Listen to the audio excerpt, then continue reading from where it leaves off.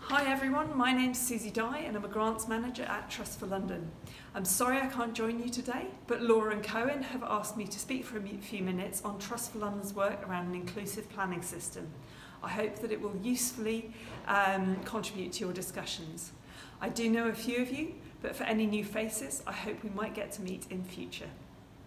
Trust for London is an independent charitable foundation with a mission to tackle poverty and inequality in London. We mainly do this by funding grants of around £10 million a year, and at any one time we're funding around 300 organisations.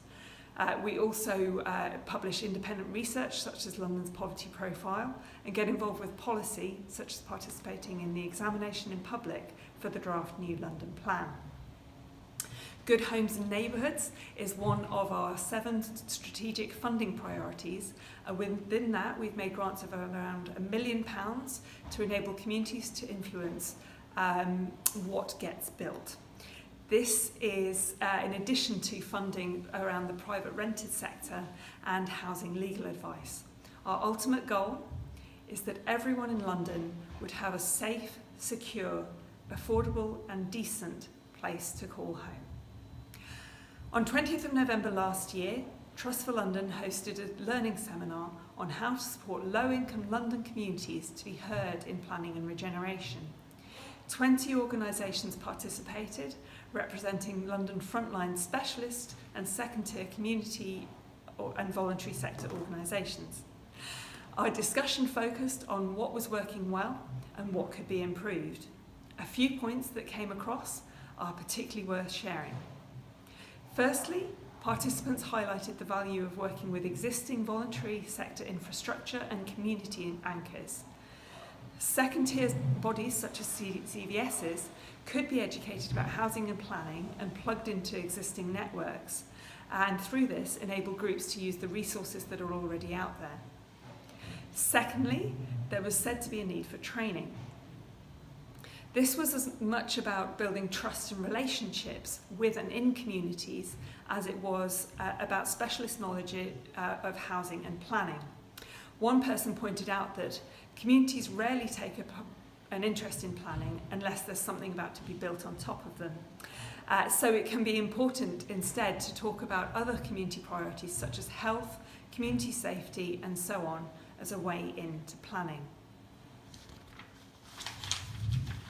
Thirdly, it's important to take advantage of the resources that already exist.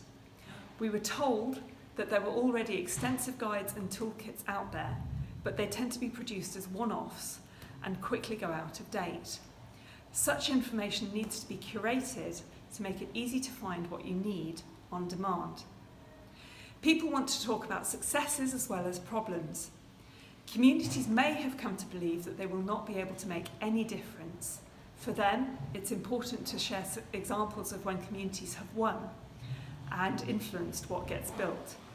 Learning from successes and sharing can motivate people that a different way is possible.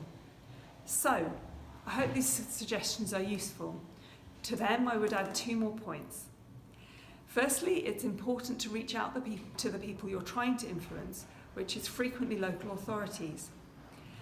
Developers or statutory bodies frequently local authorities, developers or statutory bodies. The most beautiful campaign is only as good as when it breaks out from the people who already agree. At their best, local authorities want what communities have to offer, others at least claim they want to learn. So hopefully a well-targeted approach can make a difference. Finally, and this is something we're working on for ourselves at the Trust, I'd like to ask you, when you think about these issues, who is not in the room? Many people either don't get invited or don't feel welcome at these discussions, whether because they are disabled, young people, from a migrant or non-English speaking background, or because people can't or won't nurture relationships and trust with them. Others feel like they're being used as unpaid consultants for developers or local authorities, and their expertise is not valued.